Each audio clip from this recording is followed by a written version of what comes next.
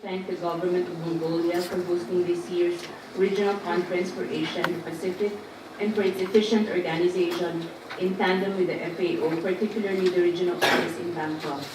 We believe that the conduct of the conference and the agenda items lined up are timely and relevant in view of the rapid developments and the critical challenges facing the food and agriculture segment of the region. Agriculture and fisheries remain to be an important part of and contributor to the economy of many countries in the region, including the Philippines. We are pleased to inform that despite the recent calamities, notably Typhoon Haiyan that hit the country last year, the agriculture sector managed to post a positive 1.15% growth in 2013. The fisheries subsector also recovered from the setback in 2012 and produced 1.23% more output in 2013. Improving food security and increasing rural incomes are the overarching goals for agriculture under the Philippine Development Plan for 2011 to 2016. In line with this objective, we have been implementing during the past 3 years the Food Staples Sufficiency Program that covers rice and other staples and is anchored on improving farm productivity and making the Filipino farmer globally competitive. Another integral component and companion plan of the PDP is the Philippine Plan of Action for Nutrition, which is the country's response to malnutrition and provides a framework in improving the nutritional status of Filipinos.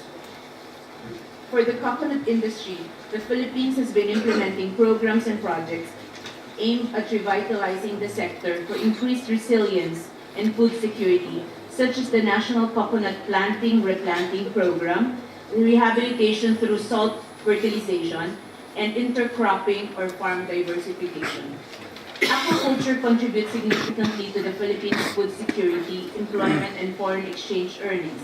This subsector's production in 2013 grew by 1.82% compared with the previous year's output, comprising 42.46% of the total fisheries output. As one of the leading advocates of the 2014 International Year of Family Farming, the Philippines appreciates FAO, its members, and stakeholders in extending full support to this campaign.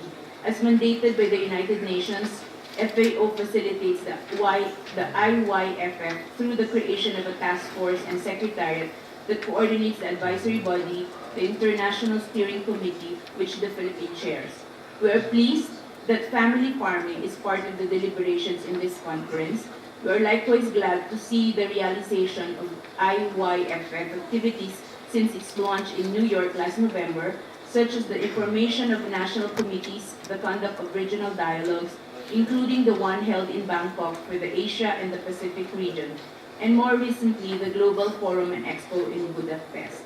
We are honored with the choice of a Filipina, Ms. Esther Pinonia, as one of the IYFF Special Ambassadors. We encourage members to continuously participate and contribute to achieving the IYFF objectives for the benefit of the billions of family farmers, smallholder farmers, pastoralists, and fisherfolk all over the world. Finally, Mr. Chairman, the Philippines endorses the recommendations outlined in document APRC/14/2 on ways in which FAO could further assist members in enhancing the state of food and agriculture in Asia and the Pacific region. Thank you. My name is Sarojini Rangam from the Asian Rural Women's Coalition and Pan Asia Pacific on behalf of the CSOs, Civil Society Organizations. On behalf of the CSOs, I would like to take the opportunity to congratulate you. We also appreciate this opportunity to give our inputs and interventions at this APRC. We as CSOs met from 8th and 9th of March this weekend to prepare our collective inputs to this meeting, and would like to thank FAO, the Mongolian government, and local CSO Namak for making this possible. In responding to the document in front of us, we would like to commend the FAO for the focus on gender and agriculture and mainstreaming gender issues in all its policy documents. However, we would like to strengthen the proposal with the following suggestions. We would like to strongly reiterate the important role of women as small food producers, farmers, fishers, agricultural workers, pastoralists, and indigenous women, despite their systematic discrimination and marginalization. Women's human rights must be at the center of efforts to achieve gender equality. We call on and urge FAO and governments, also international institutions, to not only promote equitable access to productive resources, but also to implement land reform that distributes land to those who actually cultivate the land, with a specific focus on ensuring women's access to secure land and resources. And urge for support for genuine agrarian, fisheries, forestry, and pasture land reform, as well as recognition and protection of ancestral domains, waters, and territories to serve the needs for food security, livelihood, health, and well-being of women. In addition, we also would like to suggest, as agricultural workers and workers, women are often exploited with low wages, long hours, working in harsh and unsafe conditions. We urge FAO and governments to ensure that ILO labor standards and conventions are strictly adhered to, so that women and men get fair wages, safe working conditions, leisure time, and enjoy full labor rights. We also like to comment on the policy changes in the RAP document 2014-04, or so far 2014, which contains much that is good. However, its suggestion for the need to consolidate land into huge parcels of 50 hectares for efficiency and productivity seems contradictory to the UN and FAO promotion of the Year of Family Farming, which promotes small food producers. It completely ignores and discounts the thousands of small food producers who are growing food in ecological way that requires small parcels of land between 1 to 5 hectares.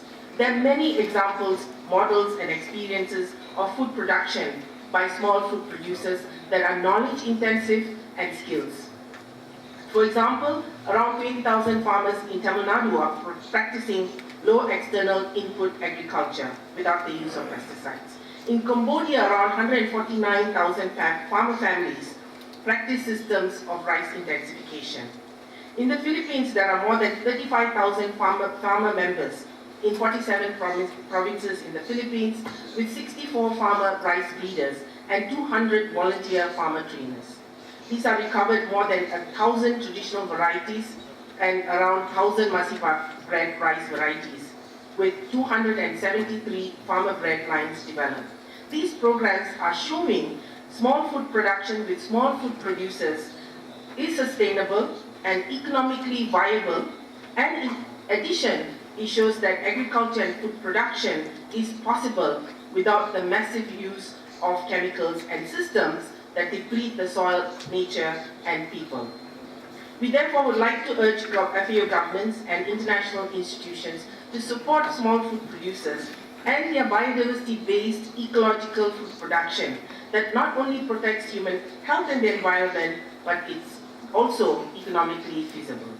Finally, Chair, we are sad that Chandrika Sharma of IFCS is not here with us, and pray for her safety and the safety of all the passengers and crew members missing in the Malaysian Airlines flight to Beijing.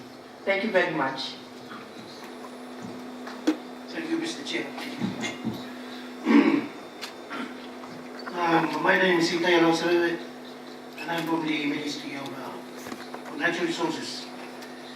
First of all, I would like to, on behalf of my delegation, would like to convey our sincere appreciation to the Mongolian government for hosting this very important conference. This is our first time to attend a high-level conference, and we are happy to come here and learn, share with other delegates, and especially the Mongolian very cold climate weather. As far as we are concerned, I think the paper that was presented and we all hear this morning by the FAO, a lot of the issues are very common to us as well, really, very challenging, and there's a lot of them we're still finding means to try and overcome them. But I would like to stress the importance, which maybe in this paper was not very addressed, and that is the importance of the traditional agriculture. As you know, in little countries, there is a lot of women migration, which the effect of it is so undermining the traditional and rural agriculture. And this is very important for little countries where, like atolls in the Pacific, where the rural population is still about more than half, and they depend on agriculture. And the importance here is for traditional agriculture to be strengthened by looking at other agricultural farming systems that can improve the production of food overall, so that you have you can address the problem of the population from the rural people that are facing. And in relation to that, I think the importance of food preservation as well, where it's a lot of it is declining in little countries. These are very important for long-term and more sustainable food security in these rural areas in the Pacific Islands, and I believe in a lot of the bigger Asian countries as well. There's very remote communities. So I think those issues I would like to share with you, and I hope FAO would be able to look into them. We can work together with the FAO on this in the near future. We have other interests, and I'm sure these issues will be addressed in our next meeting on Wednesday. But for the moment, I would like to thank you again all for the opportunity given by the chair and the FAO for its consistent work in our development of our agriculture as well as our food security, for our people. Thank you.